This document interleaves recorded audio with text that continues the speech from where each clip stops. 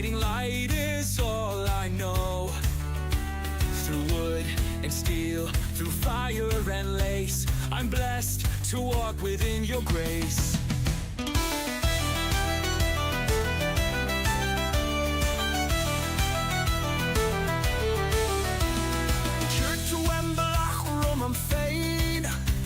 Is to a throid arcane.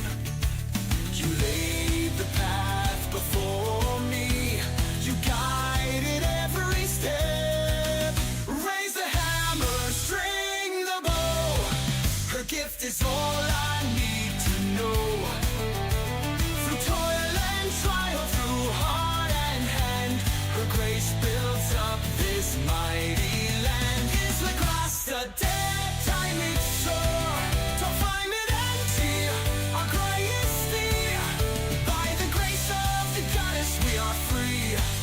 We'll build the land, our hearts within.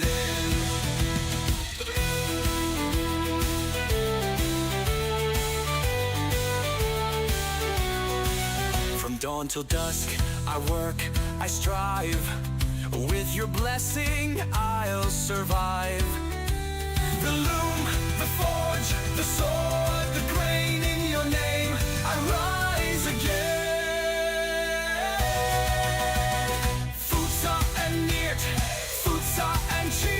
Got Buad, got Tolan, got Trio. In you lies strength, in you lies skill. Each victory, each talent, each trial.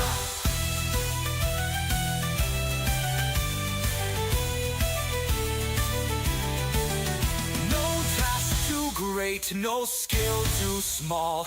Your gifts, dear goddess, guide us all.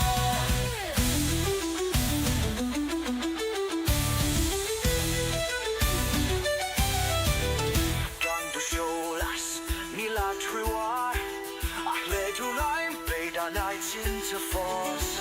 Without your light, we have no guide. But with your hand, our place abides.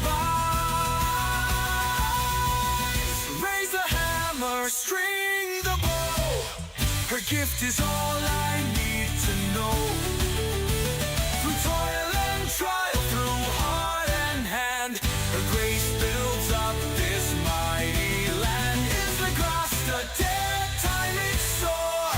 To find it until our greatest deed. By the grace of the goddess we are free. We'll build the land, our hearts within. I'm blessed to walk within your grace. Blessed by her grace. Forever, forever.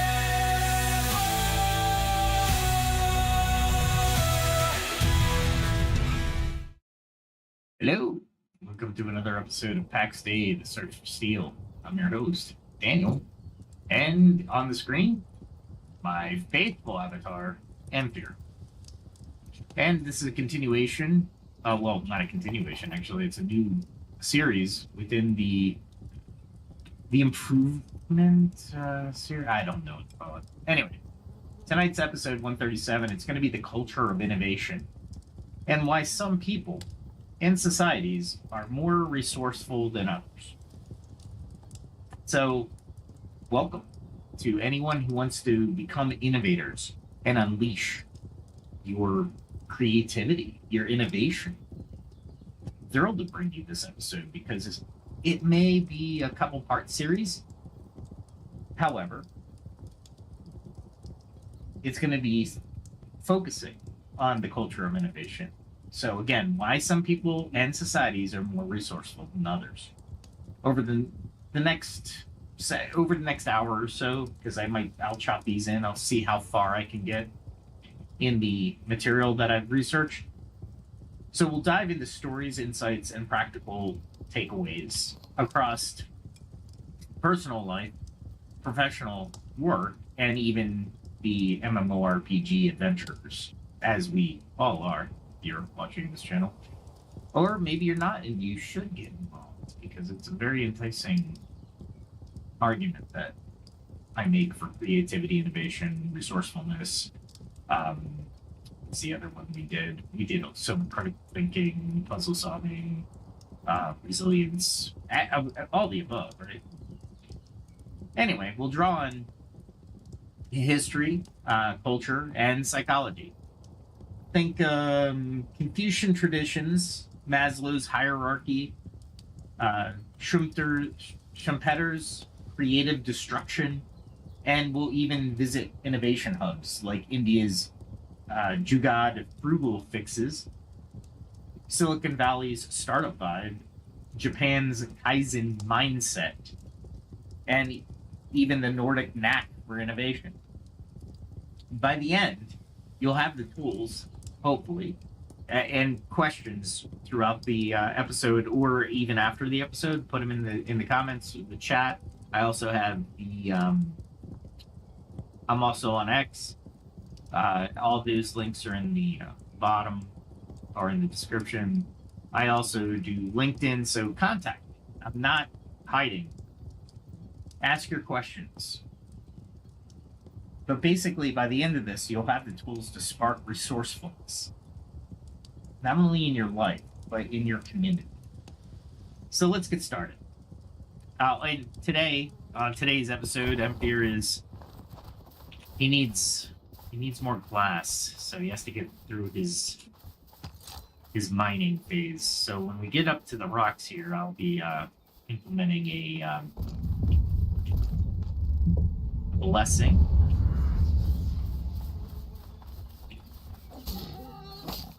And there we go. Even though I don't need it, I do tip Pax Dei throughout the episode, so I will take pauses to for your understanding of what I'm doing on the screen, and to just have more fun with Pax Dei. I'm literally only going for rocks and sand. I don't care about anything else. That is it. Anyway, so imagine this. A scorching afternoon on a lonely highway. A car broken down. Hood up, steam pouring out. Let's say John, a middle-aged dad, stands with his curious daughter who watches with big eyes. No panic here, but John sees a puzzle to solve.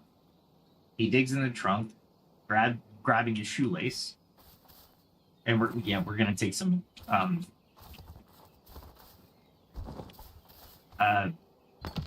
artistic what do we call liberties? We're gonna take Hollywood liberties.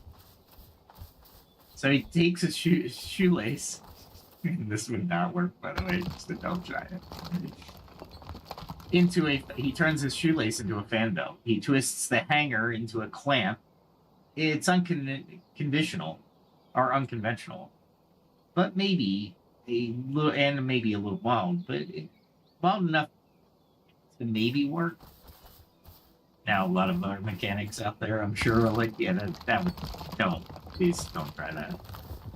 But you get the idea. The innovation is what we're looking to cultivate, right?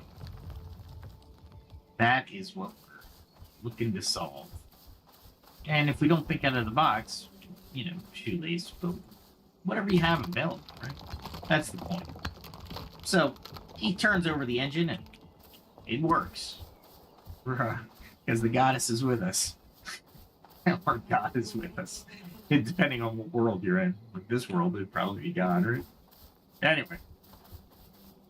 So, as they hit the road, John tells his daughter, thinking differently can save the day. He's just not fixing a car. Right? He's passing on a mindset of resourcefulness with his daughter. It could be a son, this is too much. I just wrote a story. This is the roots of ingenuity, right?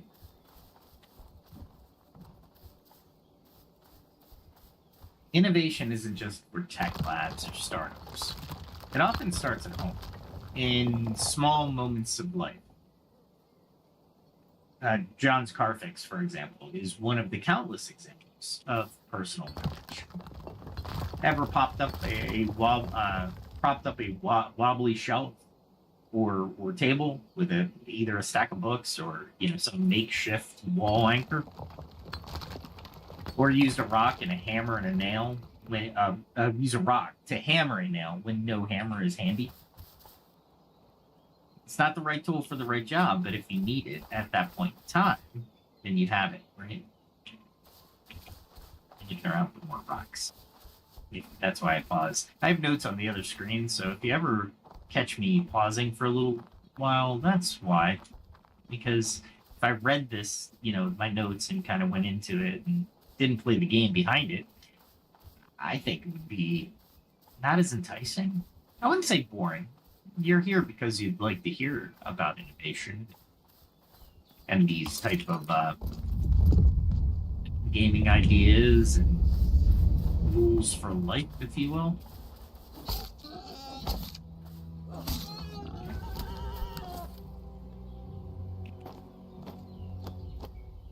I don't need the gems, so I don't need to care.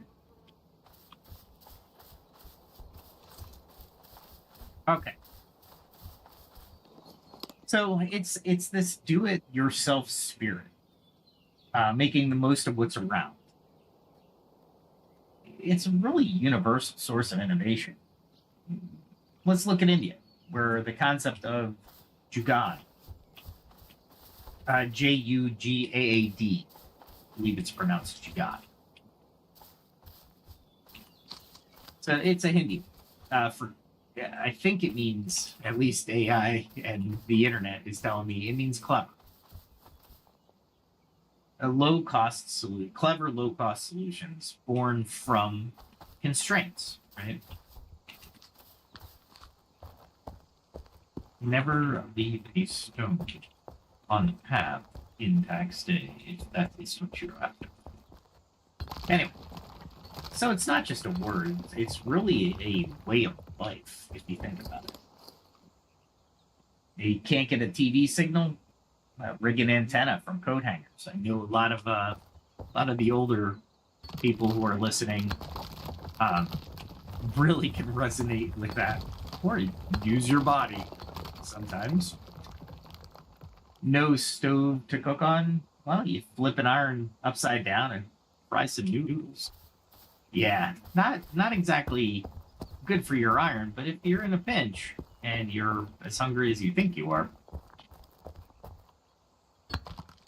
how about there's even the Mititi cool. It's a clay refrigerator that keeps food cool without electricity. These fixes show that necessity is the mother of invention. I'm sure many of you have heard that before. With a Jugaad mindset, you can do wonders with whatever you've got. Now, Jugaad is brilliant, but it's not perfect. Sometimes these quick fixes might not last long, and that's okay. Or you can, skip on quality completely, right? A shoelace as a fan belt may get you home, but you'll need a real one soon enough. It's not going to stay there forever, right? So still, Jugaad gets things done and things moving. It's often the spark for bigger solutions. So, scarcity and creativity, right? We're looking at those two constraints, right? Resourcefulness often grows from tough situations. Not often, probably 100% of the time, if I'm honest. In scarcity or hardship, people innovate to survive or make life easier. Picture a kid in a remote village crafting toys from scrap metal. Or a mom inventing a new dish from whatever is in the pantry. They're not trying to be innovative. They're solving problems in the now. Or, right now, we're solving a problem. But these habits, they're creative. These are habits of creative problem solving and build a foundation for innovation over time. Maybe John grew up on a farm, right? We'll just make stuff up as I look for more rocks to gather. Also, pro tip: you need to continue to monitor your health, even though you're in the home valley. You might come across something that you're not expecting. I mapped out all the creatures here, but maybe. Okay. So maybe John grew up on this farm and, tools, fixing tools himself because no help was nearby, right? You're in the back 40. Now compare that to somebody who's never faced scarcity at all. Well, someone who calls for roadside help or buys a new gadget when something breaks, right? That's what you do. They might not tap into their creative side as often. But here's the other side. Comfort and security can spark a different kind of innovation. When you're not worried about survival, you got mental space to explore, experiment, and chase big ideas. It's not that one's better, it's not that one's better, right? Scarcity and abundance both breed creativity, just in their own ways. Well, we'll see how this plays out in the workplace later. So let's talk culture and creativity. Culture shapes how we innovate. The way we're raised and educated affects whether we take risks or stick to the safe path. And that deer is right in my way.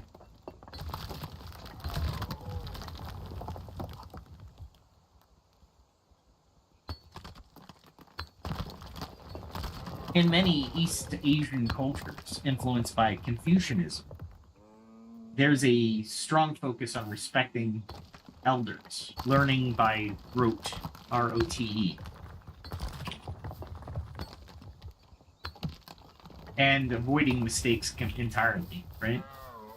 This builds disciplined societies, but it can also make people hesitate to challenge the status quo or to try bold ideas. So research shows that Confucianism, or Confucian emphasizes on conformity can sometimes hold back the kind of questioning that sparks creativity. If you know anyone in Asia, especially China and Japan, you will definitely, this will kind of hit home. But let's not oversimplify. Countries like South Korea and Singapore have blended Confucian roots with modern education, and they become innovation powerhouses. You can just think of a couple companies, right? Samsung or the global fintech. Creativity thrives there. It's just a different style. Contrast that with cultures that encourage kids to ask why or why not. Well, some Western or progressive schools celebrate imagination and learning through play. That's a big one, right? But even Western systems can stifle creativity if they lean too hard on standardized tests or rigid rules. So you gotta watch both, right? So the psychologist Abraham Maslow, I'm sure everyone has heard of him, noticed that highly creative people often keep a childlike sense of wonder and freedom. They're less afraid of what others might think, less boxed by norms, right? If your family or community they value curiosity over just following rules, you're more likely to be inventive. It's about balance, really, if you think about it. Too little structure, you might lack skills. Too much, you might be afraid to step out of line. Think back to your own life. Maybe a teacher who loved open-ended projects, or a parent who made learning fun. Those moments ignite creativity. And I'm looking away from my notes as I try to find more rocks. More rocks. Not that one. How am I doing here? Oh, hold on. This is the cleanup. I don't need it. I don't need it. Don't need it.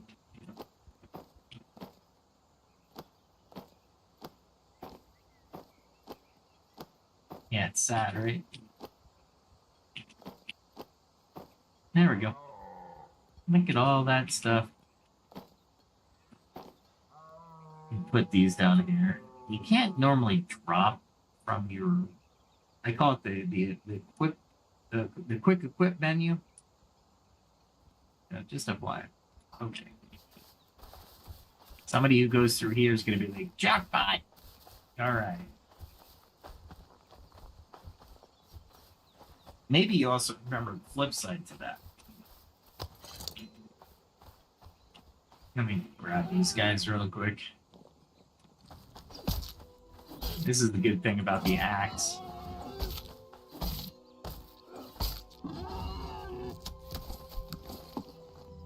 You usually can get 2 or more into the battle. I don't need it. There we go. That was my quick access, quick equip. Let's see if I can find any more rocks. One up there. Okay, so maybe you remember getting scolded, right? For coloring outside the lines. Our innovation potential grows when encouragement outweighs discouragement. So let's look at the psychology of innovation. We believe it's very important, right? Yeah, there's more up here, so let's get ready for it. So we're digging into the psychology. Well, you've probably heard of the Maslow's hierarchy of needs, because Maslow, if you've ever heard of him, is most famous for that.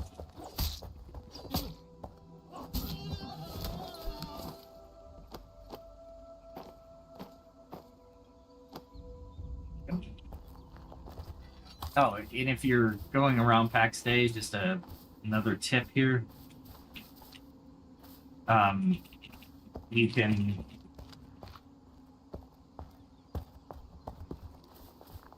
can look to see if other people are around you by hitting the map. Sometimes you'll see a name pop up if they're close. Oh, that's not the right one. There we go. Okay. So that Maslow's hierarchy of needs is that pyramid starting with basics like food and shelter, then safety, continuing with belonging, esteem, and at the top, self-actualization. And this is where creativity and purpose live. The idea is, if you focused on survival, you're not dreaming up symphonies. In tough times, innovation is also often reactive.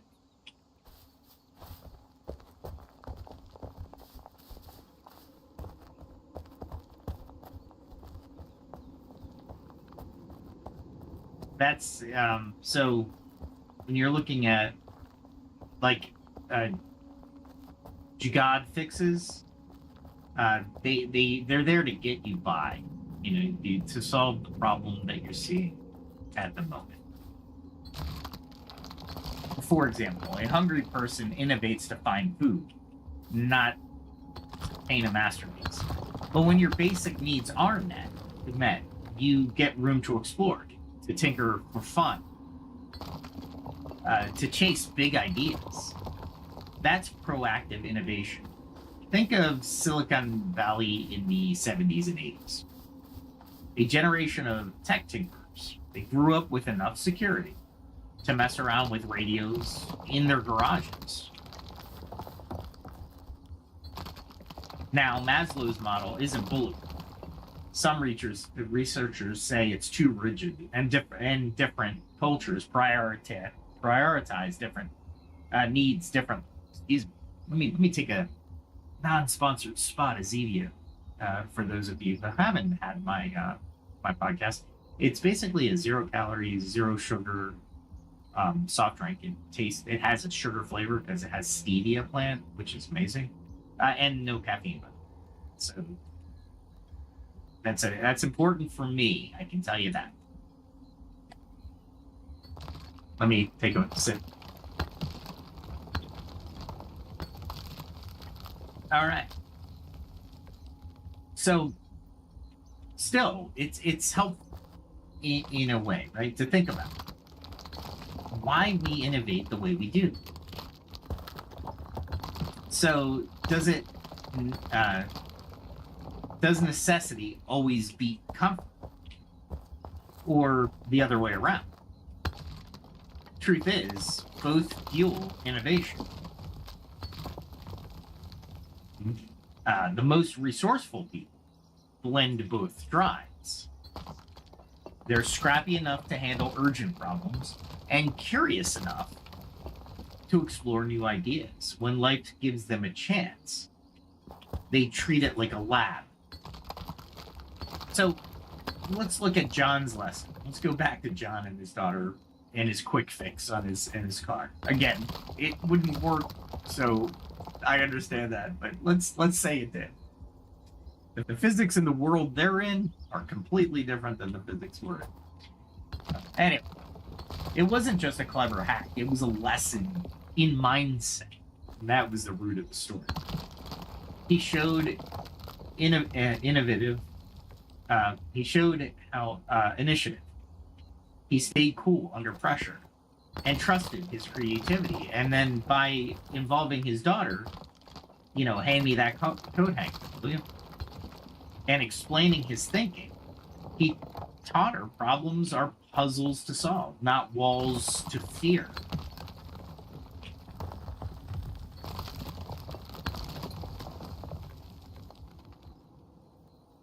This is how culture of innovation spreads, through stories, examples, and the attitudes we share at home and in our communities.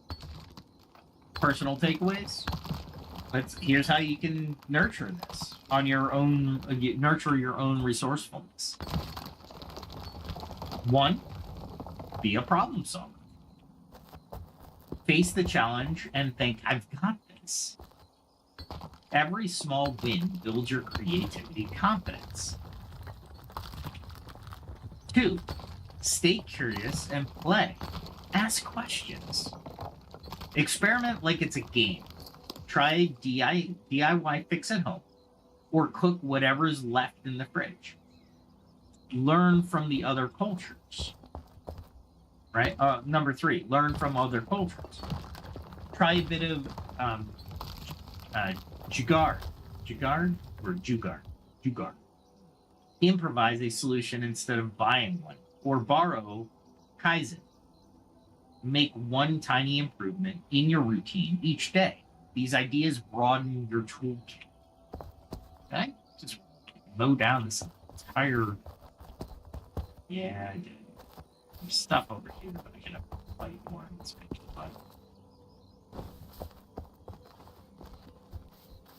I should bring a hammer and see if these guys are still around.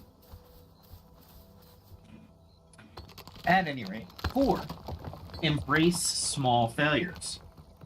Failures is just learning in disguise.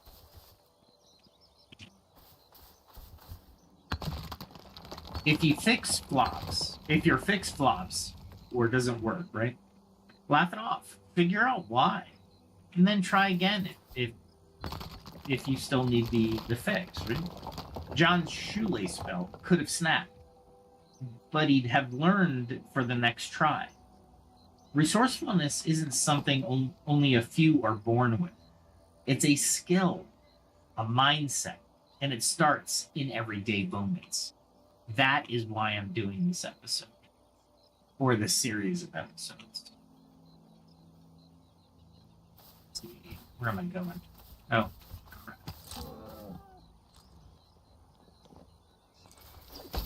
Let's see if I can get both of them. You see how the third hit came down on the board? Yeah. If you're strategic enough, you can do that. I just realized that I was not prepared for that fight. Luckily, I'm in the home valley. If I'm not in the home valley, that boar is now an old boar and can do a lot more damage than charging me at 16. There we go. Alright. Now I can, that opens up these for me anyway. So let's talk innovation at work, right? Culture, creativity, and the corporate Jugaad introduction, right? This is the introduction to it.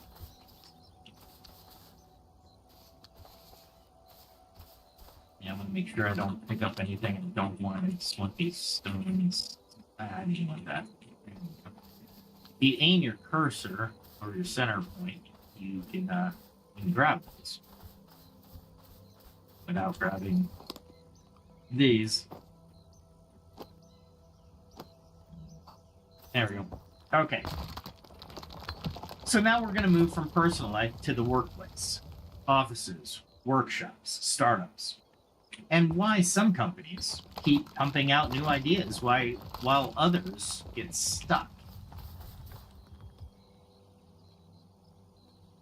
How do certain work cultures unleash resourcefulness, while others squash it?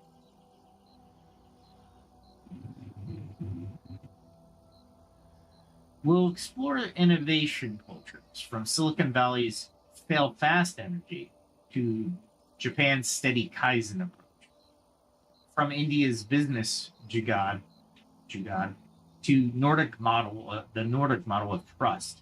But first, a story, and it may or may not resonate, but I wrote them, so I'm gonna say them.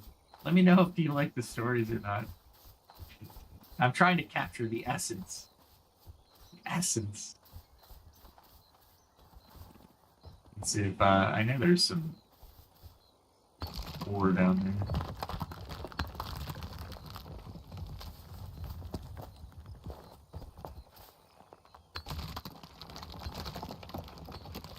Oh, I thought I'd fall with that one. Okay.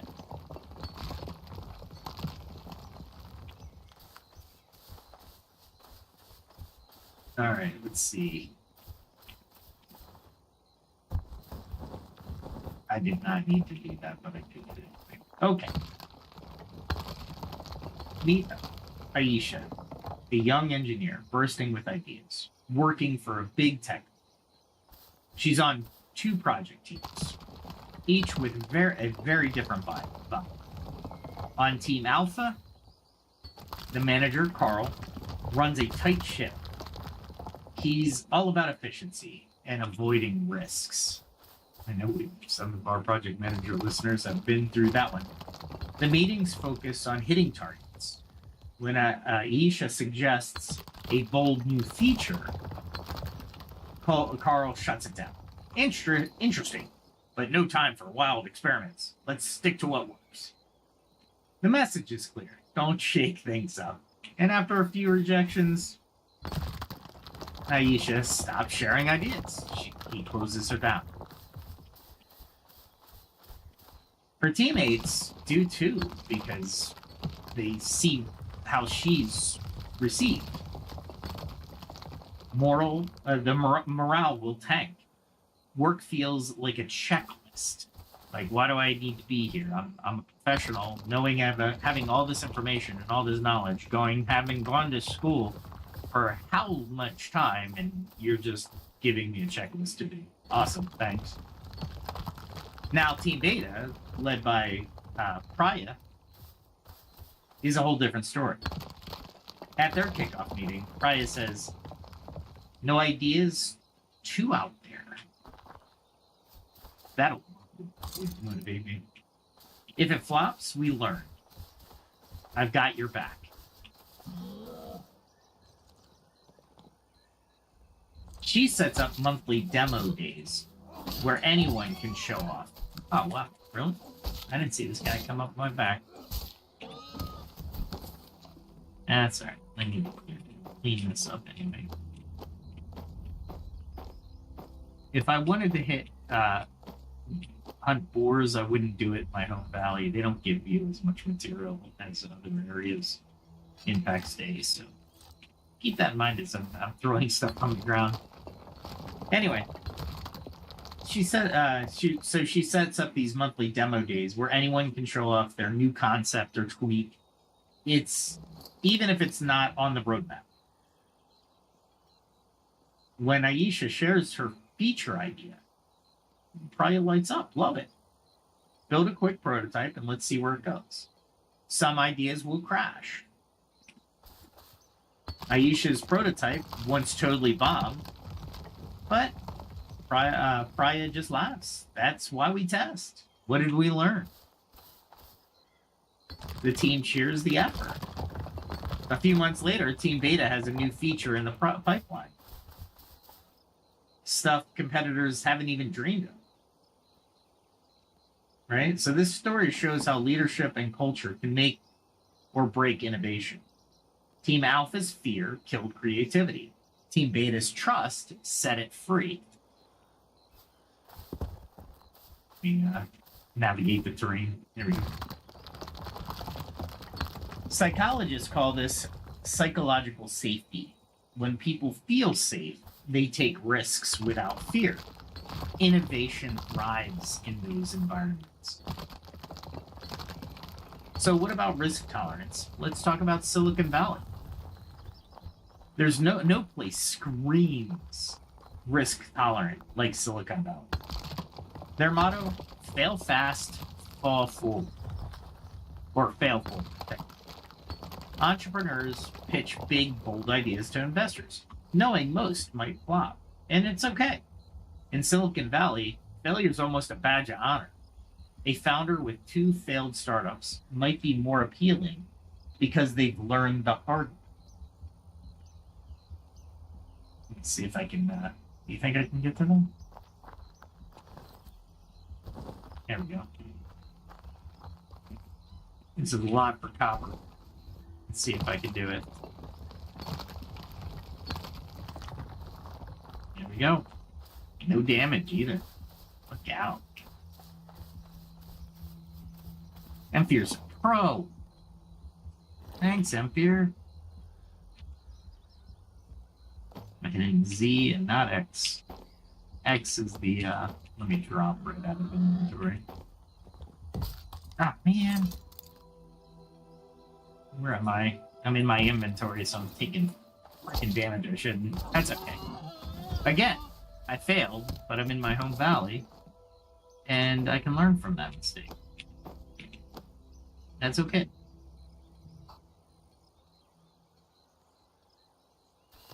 Really wish I could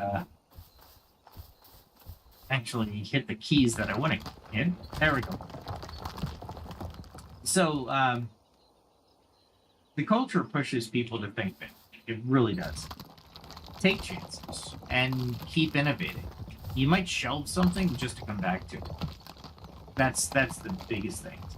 Take companies like Google. Companies like Google made waves with 20% time, letting engineers spend their part of their week on passion projects. You ever hear of Gmail? Well, that's how it came to be. Not know how I'm not controlling this properly. You're not seeing this. This is not being recorded.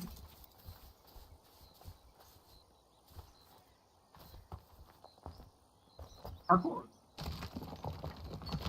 Yeah, Gmail and Google News were born of that type of thinking, or that type of 20% time. You know, go invent something on your own. People give freedom. Get people given freedom, or I should say this. Let me say it a different way. Give people the freedom to experiment, and three big things happen. Joseph Schumpeter's idea of creative. This is his idea of creative destruction, and it fits here. New ideas disrupt old ones. Well, thank Apple. They let the iPhone kill the iPad or iPod. Excuse me. Better to reinvent yourself than let a competitor do it for you. Uh,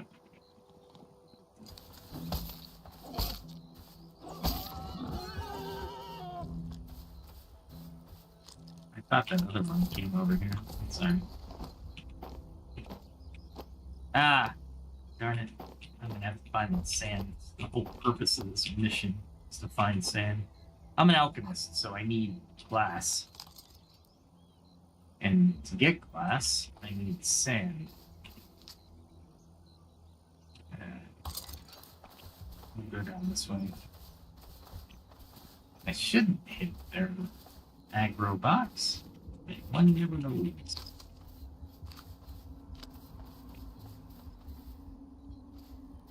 At least doing stuff fast. I got him.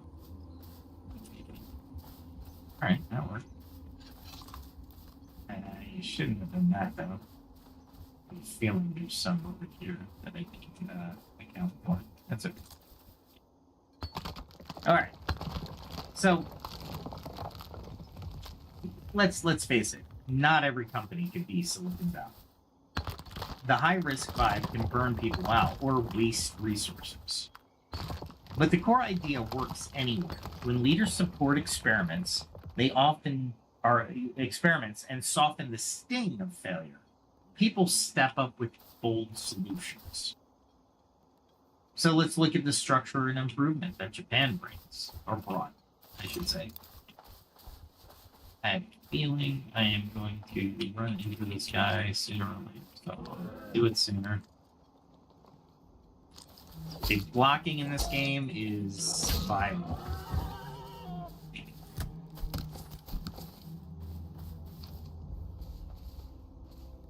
And walking is better to pick up stuff on.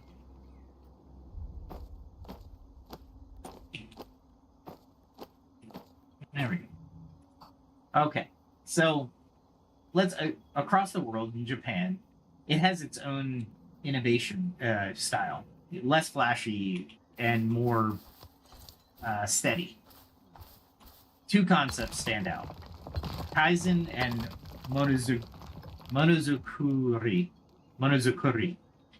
Kaizen means continuous improvement, and it's all about small, ongoing changes that add up to big wins.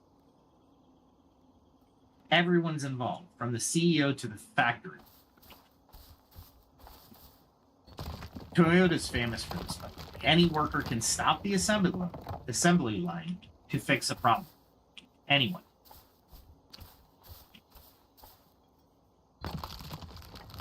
Suggest a better way. If they see a better way where, like, hey, we're wasting a lot of these things, how about we do this and this and this? Yeah, I'm not going to try for this.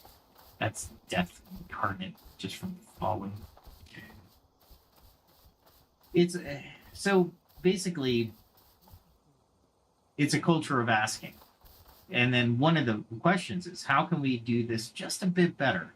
Maybe the team saves 10 seconds by rearranging the tools, or an office updates a checklist to cut a few errors. No tweak is too small, and over time, thousands of tiny improvements create a huge edge. Monozukuri, it's mono, Zukuri. So you Monozukuri. I think it's Monozukuri. Anyway, my Japanese is rusty, even though I only took a semester. Not in college, just a semester's worth of hours. I should get back to the lingo and actually get back to to learning. Japanese and Chinese and Spanish are the 3 languages that are on my radar if I get time to do it. Anyway, so in Japan, or I should say, Monozukuri is about the art of making things, right? It's a deep pride in craftsmanship, a drive to perfect what you do. So in Japan, whether it's building cars or crafting traditional art, there's a focus on quality and heart, right? This means innovation can look like refining something rather than reinventing it. Sony didn't invent the radio. What they did, but they made some of the best, right? Best radios. Toyota didn't create the car, but their processes made the car better and cheaper. Kaizen and Monozukuri value teamwork, consistency, and long-term thinking.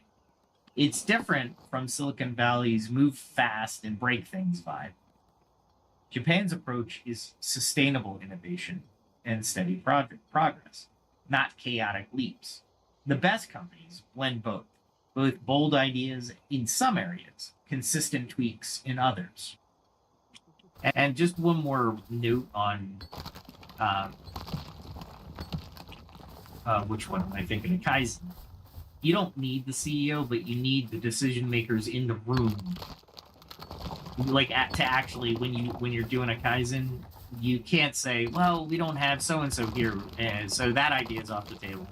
Now, all the decision makers are in the room, and that way the Kaizen works effectively. Now, when it first came out, from what my understanding, I've never been in Japan for a Kaizen, but they stay until the Kaizen's completed. Whereas in the United States, we don't have those that level of commitment to a Kaizen. We call it a Kaizen, but it's not a true Kaizen. It's based off of Kaizen. No, I'm not going to say it's not. Anyway, let's talk frugal innovation, business Jugaad, right? Because right now, I can tell you many businesses, even aerospace businesses, require Jugaad.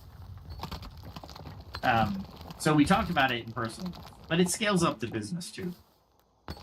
Indian companies excel at frugal innovation, building affordable solutions with limited resources. Take the Tata Nano, billed as the world's cheapest car. It brought driving to people who could only dream of it. Or India's space agency, the ISRO, which spent a spacecraft to Mars for just 74 million US dollars, less than the cost of a Hollywood movie like Gravity. How? Well, creative engineering, simplifying designs and even using everyday items like plastic shower caps for high-tech gear. That's Jugaad on a grand scale. In businesses with a Jugaad mindset, leaders just don't say we can't afford that. They ask, what can we do with what we've got? Let me look around for more rocks.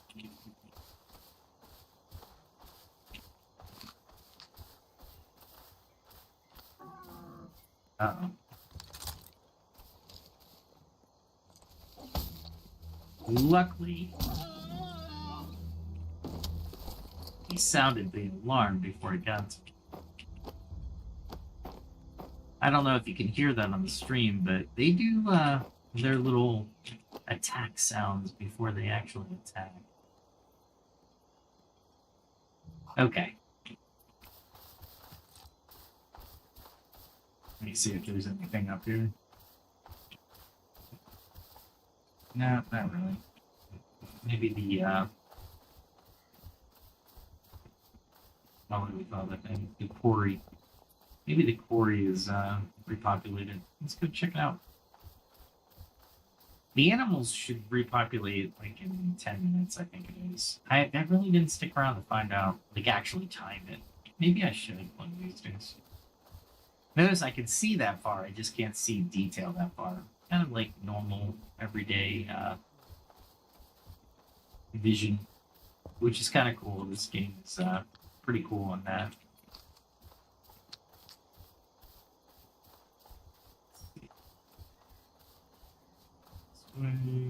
And we'll talk about Jugaad in Western companies who are catching on to this concept. And it's good they are. It's very important that we use all the resources, and that's basically what the channel is about. If you followed the channel, I'm using ancient knowledge, ancient wisdom across the globe, no matter the time period nor who said it. Why? Because it's hella important. And why reinvent the wheel? Well, unless you're in it. Anyway, Western companies definitely are, like GE, for example. They built a low-cost medical devices in India. That's where they built, like a handheld ECG machine. That's echocardiogram machine, using Jugaad principles. Those devices ended up serving rural clinics in the U.S. As well. Now, Jugaad isn't flawless. Quick fixes can sometimes cut corners in quality or long-term reliability. The Tata Nano, for instance, faced challenges with safety and market fit. But Jugaad's strength is getting things off the ground. You can prove an idea cheaply, then refine it later. It's a mindset that is teaching rigid corporations to be more agile and to think on their feet. So let's talk trust and equality the Nordic way. Well, we're headed to the Nordic countries: Sweden, Finland, Denmark, Norway. These places consistently rank as innovation powerhouses. What's their secret? Well, key few ingredients. First, trust and flat structures. Nordic workplaces are famously egalitarian. It's normal for a CEO to eat lunch with junior staff or hear their ideas. Openness. This openness means that anyone can speak up. A new hire can pitch a tweak without fear. High social trust in these societies creates collaborative workplaces. Second, in education, right? Nordic schools, like Finland's, focus on critical thinking. Yeah, I'm doing a whole podcast on critical thinking. They focus on critical thinking, creativity, and well-being, not just test scores. This builds a workforce that's skilled and imaginative. Plus, there's a culture of lifelong learning. People dive into the art, tech, design, sparking the cross-pollination or cross-pollinated ideas, right? Third, work-life balance, reasonable hours, parental leave, and strong social safety nets keep stress low. When you're not burned out, you've got mental space to be creative. If the risk doesn't pan out, the safety net catches you. Now, does this well-being directly boost innovation? It's strong theory, but not proven beyond doubt. There are other factors, like government investment in R&D, also fuel. So this all fuels Nordic success. Still, the results are clear. Sweden gave us IKEA's flat pack furniture. Pretty cool, right?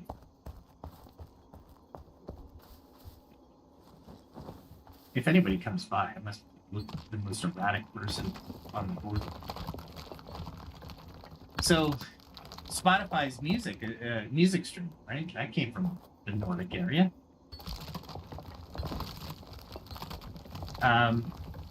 And the 3-point seatbelt and the pacemaker. these range from everyday designs to life-saving tech, showing a broad culture of problem solving. Nordic innovation often aims to improve the quality of life and sustainability, a reflection of their values. So, how do we build, or how does this help build a innovative workplace? Well, let's think about it after I look around. Ooh, see? I'm glad I looked because I was getting a lot of junk. There we go. And the sand, I dropped the sand. Don't like dropping sand. And I can probably head back down this way now that things are starting to, there we go.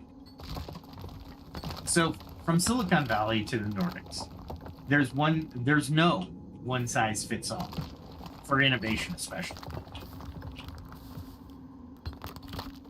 But common themes do emerge. It's about creating a space where people feel safe to share ideas, experiment, and collaborate. Leadership sets the tone. Great leaders say, "Bring me your wild ideas," and mean it. They back it up with resources, time, and a small budget, or training. Diversity matters too. Teams with different backgrounds spark unique ideas, right? If you think about it, not all of us are having these same experiences, which is good. I didn't see it.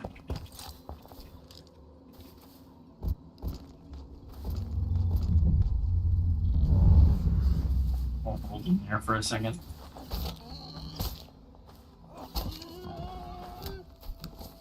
I really didn't want to pick that up, and that's okay.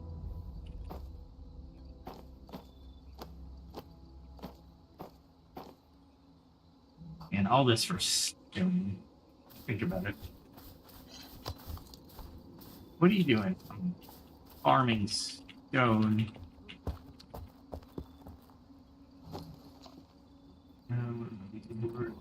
Oh, and just a tip here is because I'm not mining for anything, but the stone, the Nesis rock, don't waste your brace to do so.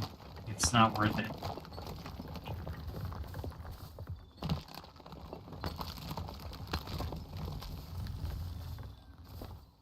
Wow, that was 55. They gotta get the balls consistent. They really do.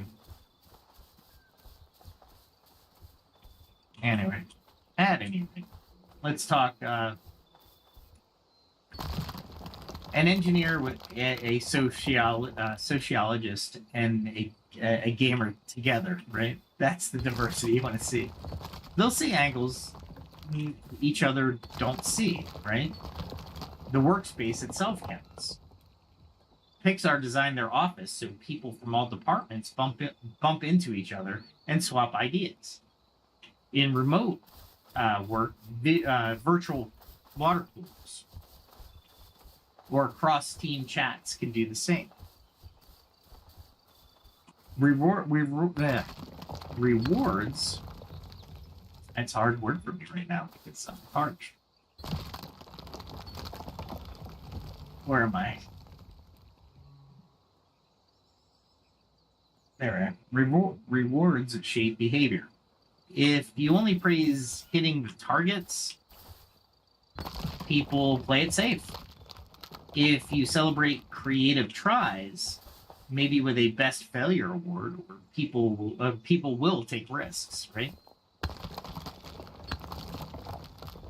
Innovative cultures balance delivering today's work with exploring tomorrow's ideas. They make innovation a daily habit. That's a good way to think about it. Not a one-time event. Think back to Aisha's teams.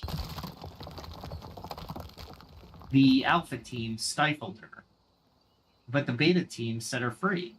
Which team would you want to be on? Which one gets the best results?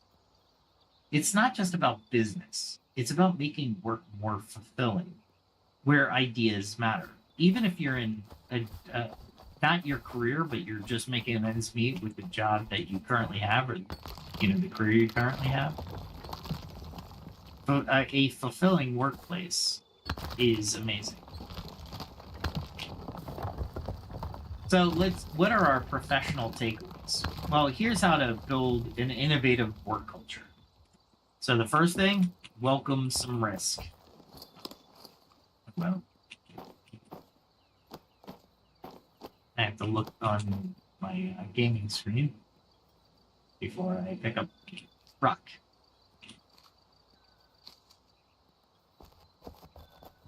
Where am I? I got turned around there.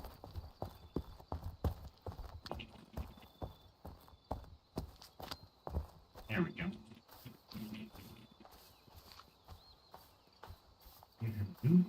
Okay. All right. So welcome the risk, celebrate learning, say, we learn from failures as much as successes. Share stories of famous flops that led to wins. Like post-it notes, by the way, a failed glue experiment. Ask in meetings, what bold idea could we try? Carve out innovation time. Copy Google's 20%, or try monthly hackathons. Even one afternoon a month for passion projects that can spark breakthroughs. Empower everyone with Kaizen. Don't just rely on R&D. Let every worker suggest tweaks. Set up a suggestion box. And act on good ideas. Celebrate small wins. They add up to big gains. Build diverse, trusting teams. Hire for varied perspectives. Foster trust by listening. Admitting when you're wrong. And skipping the blame. Blame is the business of it, in my opinion. Anyway, a trusting team is a creative team. And then 5, tie innovation to purpose. Focus creativity with a mission. How can we cut our environmental impact? Or how can we beat the competition? But stay open to unexpected ideas. You never know where the next big thing will come from. When innovation is part of the culture, people get excited and bring their ideas to work. And that's when the magic happens. So, if I had an audience right now, I would ask you if you wanted me to continue. I'm going to continue and finish the episode, actually, because I'm really close to finishing the episode. So what I'll do is I'll keep mining, and we'll finish the episode. Because next is MMORPGs. And trust me when I say, what we do here, I split them up into 3 sections: personal, professional, and MMORPGs. But I've realized that we really have a lot of cross-pollination of useful area.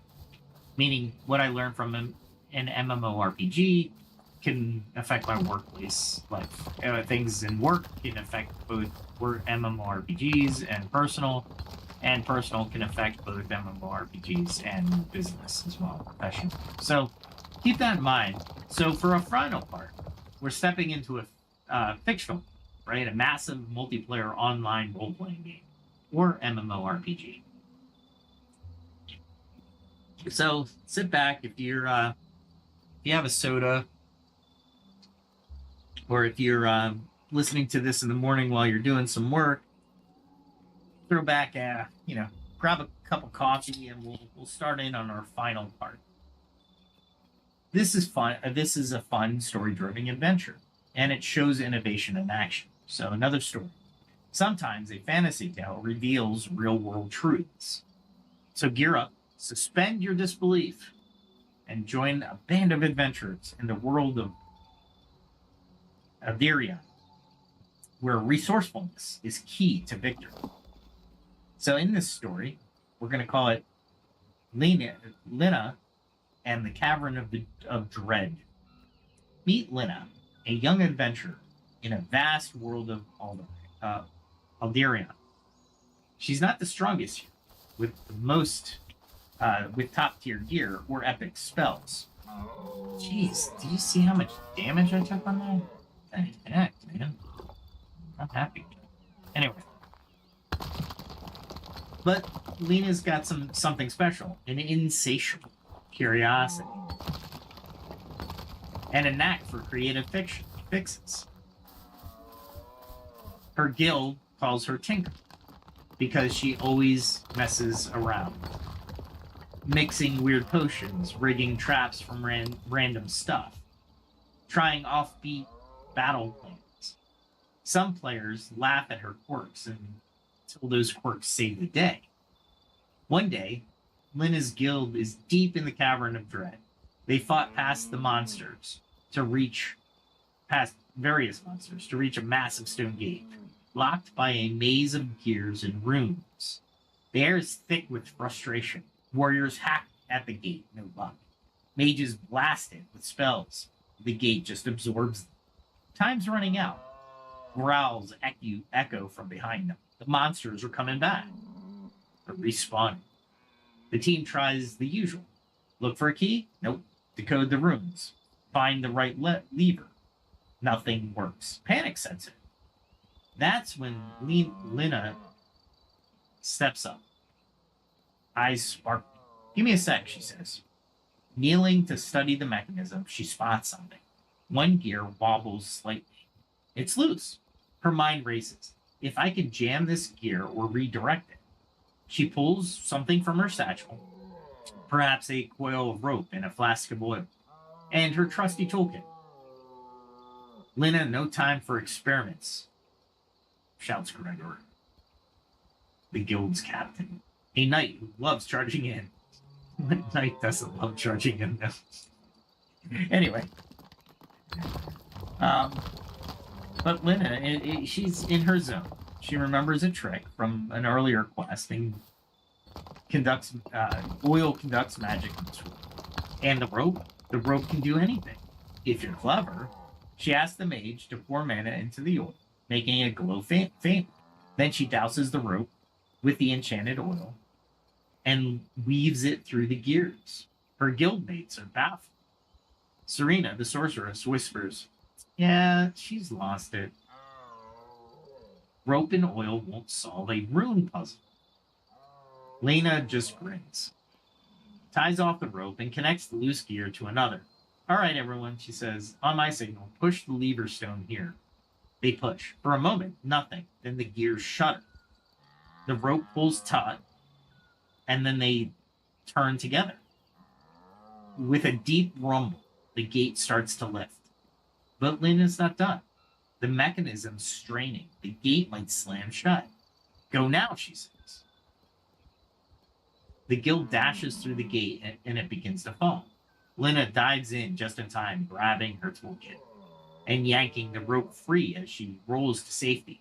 The gate crashes down, but they're through. No time to celebrate. The colossal shadow dragon, the final boss, emerges in the next chamber, which creates an intense battle. Swords clash, spells light up the dark, but the dragon adapts. It shrugs off fire magic. Oh, let me do this real quick. I got you at the edge of your seat. I know this story is riveting. It's absolutely riveting. All right, what am I looking for? I'm looking for more stone. Here we go. Okay.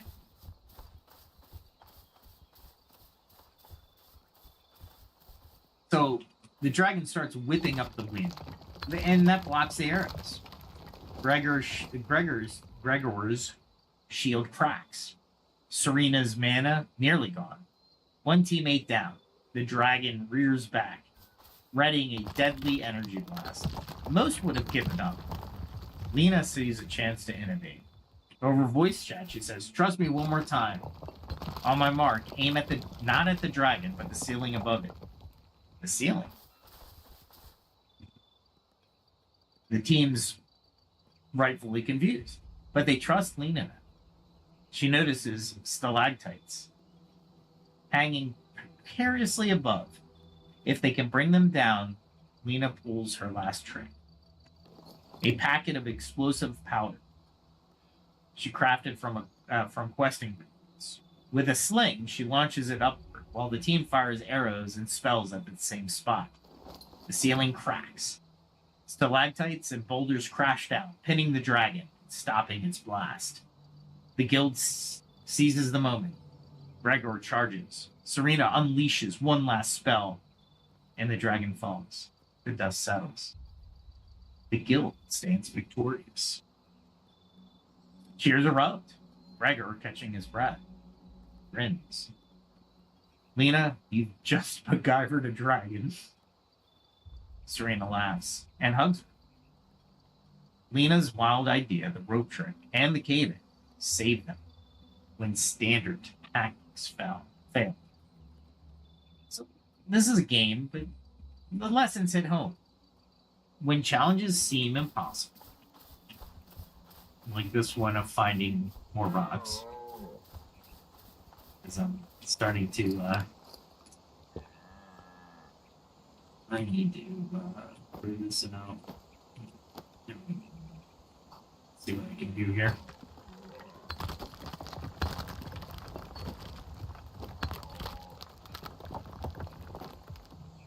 This is when you start down the path of I have no room, so whatever is gonna fill up my inventory, I'm gonna get out real quick.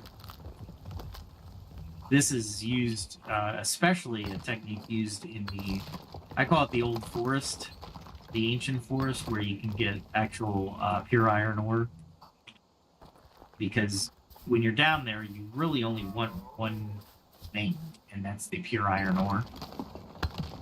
And you don't want anything else. So when you get down this low, there's creatures around you, and anything but efficiency in moving from one node to another could mean the difference between a fight and no fight. And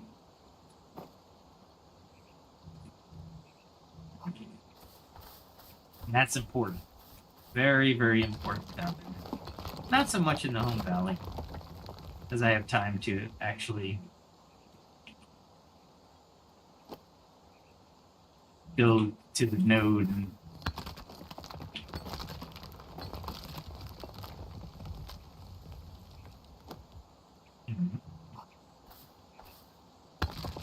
and there's no creatures around here that really can kill me, so I'm not as worried.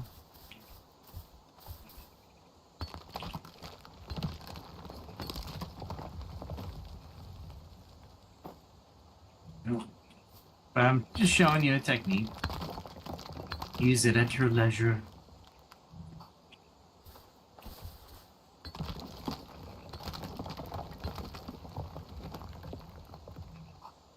I'm almost done there. Anyway. Almost.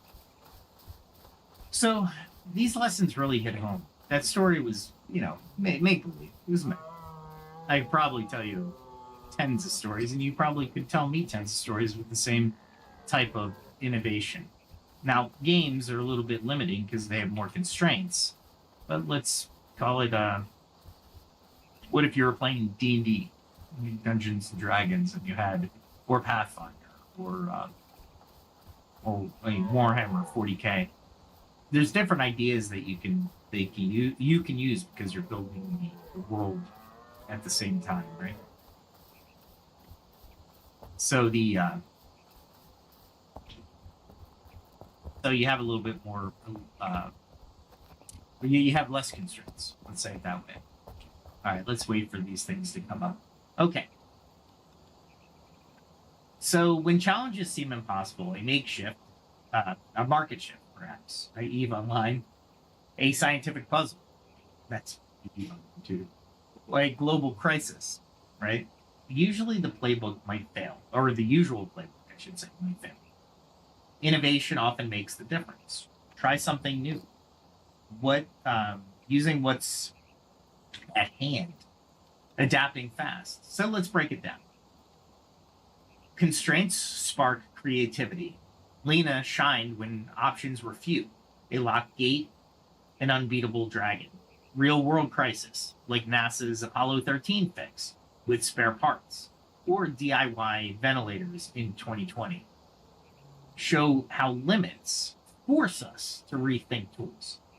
How about risk and trust? Lena's guild trusted her to try something wild. In any team, someone has to pitch a bold idea, otherwise others, and others need to back it. If Gregor had stuck to a fight head on, they'd have lost. They would have lost their tank. Trust built through small wins makes this possible. Mixing knowledge. Lena's combined game mechanics, physics, alchemy, magic, were used for new solutions. Real breakthroughs often happen at the crossroads of fields, like Velcro from burrs or MRI technology from astronomy. Being a generalist is a superpower. Learning by doing, Lena nailed it first try. She learned from the past quests. Period. Edison took 1,000 tries for a light bulb. Each attempt, win or lose, builds the team's resourcefulness. How about leadership and culture? Gregor started traditional, but listened to Lena. That humility, embracing a better idea, is what innovative leaders do. This win likely changed the guild, making them bolder next time. Imagine if Aldarion had a global chat. Players watching this fight might be amazed. Amazed and start copying Lena's tricks. This is how innovation spreads. One breakthrough inspires others in games or real life. So, am I starting to see population here? Ooh.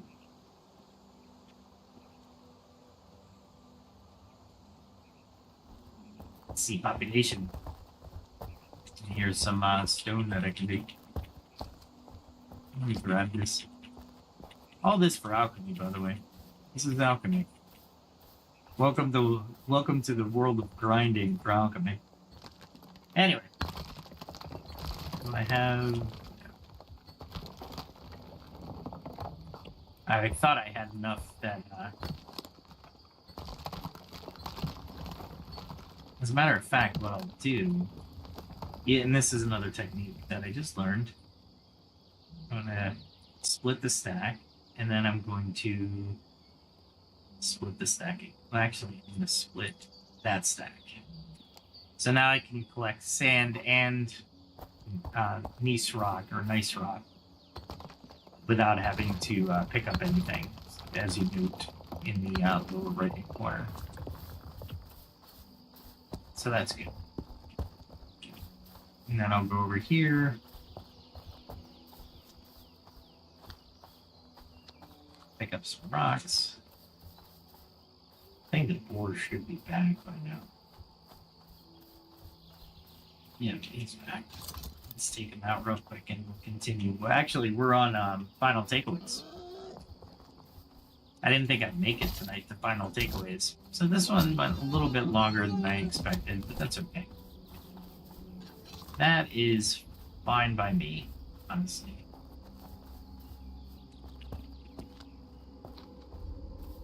You gotta watch this because the Inquisitors are up here. You don't want to get too close or they attack you because you aggro them. Let's see if there's anything up here. I don't have anything to attack them with, so I'll probably end up running. Oh. There we go. Alright. So, whether you're leading a guild, working with a team, or in a classroom, or just by yourself, these principles hold true. I'll give you some principles here.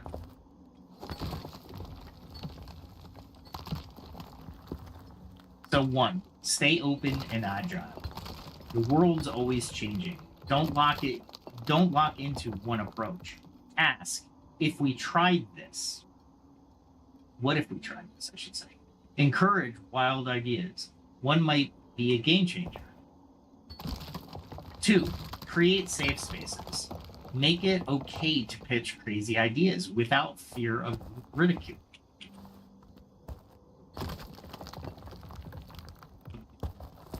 Even if most don't work, the ones that do will change everything. Mix skills. Be T-shaped. Deep in one area, broad in the others. Yeah, I did some investigation on that, and I was like, can I use that? That's actually kind of cool. Anyway, for example, a coder learning design or a biologist reading astronomy might connect new dots, right? 4, lead by example. If you're a leader, model creativity. Reward bold tries. Brainstorm openly. Handle failures with grace. It shows it's okay to experiment.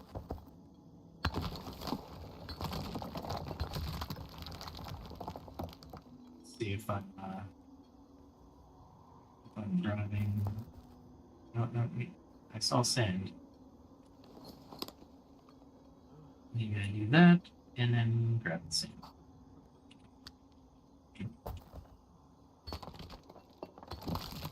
So, and 5, keep it human. Innovation comes from passion. Celebrate wins. Share stories like Linux. When people feel part of an exciting mission, they bring their best. So as we wrap up episode 137, think about your role in the story of innovation. Some people and societies seem more resourceful because of their mindsets, values, and systems. But let's not forget, government policies, economic incentives, and infrastructure also shape who innovates and how cultures aren't fixed. South Korea went from Confucian roots to a tech powerhouse in a generation, blending tradition with global ideas. Old companies like 3M reinvented themselves with new practices. And you might surprise yourself with how innovative you can be once you lean into it.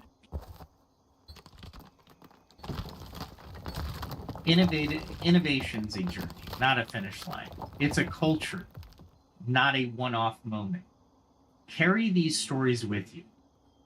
Maybe, I know they're kind of cheesy, but carry them with you as examples, right? John fixing his car, Aisha's 2 teams, Lena's slaying of the dragon with her cohort.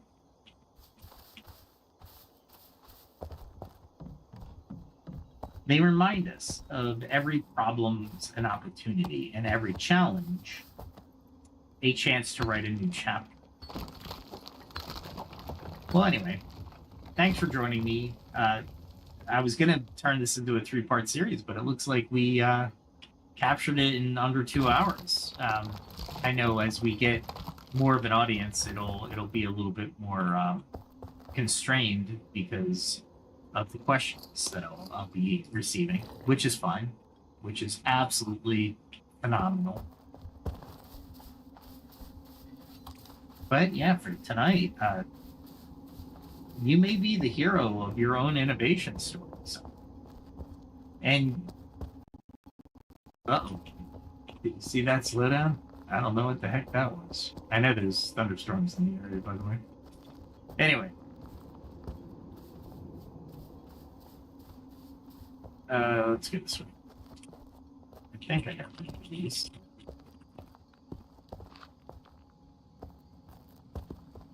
Is there any rocks up here?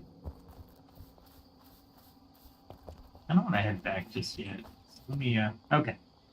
So,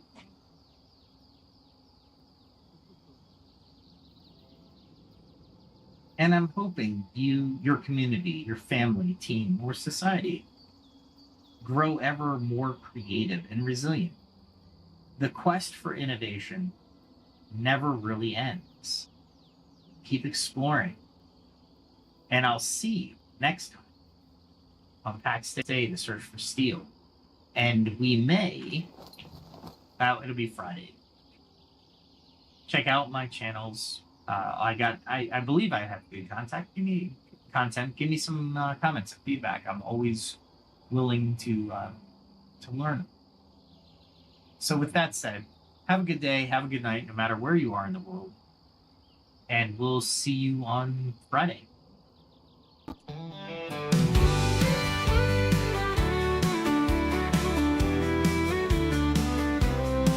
With every step, a lesson learned. From fire's heat to the fields I've turned. The blade and bow, the forge and flame. I sharpen my skills, I play the game. Each day brings a challenge I must face.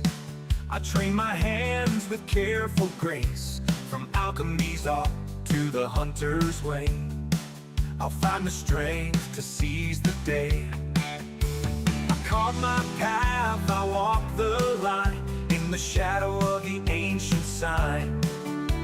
Through trial and toil I'll find my way, learning more with each passing day. The skill of survival, the will to thrive, in a world where the strong survive. I face the night, I'll take the chance. I'm ready to fight, to learn to dance. For every strike and every fall, I'm building my strength, I'm standing tall. In the heart of the wild and the calm of the night, I gather my skills, I'm ready to fight.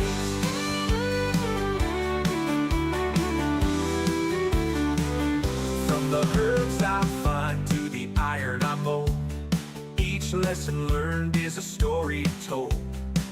The stars above, they guide my hand. As I hone my craft, I take my stand. In the quiet woods, in the mountains chill, I push myself, I shape my will. With each new tool and every lore, I'm stronger now than I was before. I carve my path, I walk the line, in the shadow of the ancient sign. Through trial and toil I'll find my way, learning more with each passing day. The skill of survival, the will to thrive, in a world where the strong survive. I face the night, I'll take the chance. I'm ready to fight, to learn to dance. For every strike and every fall, I'm building my strength, I'm standing tall. In the heart of the wild and the calm of the night, I gather my skills, I'm ready to fight.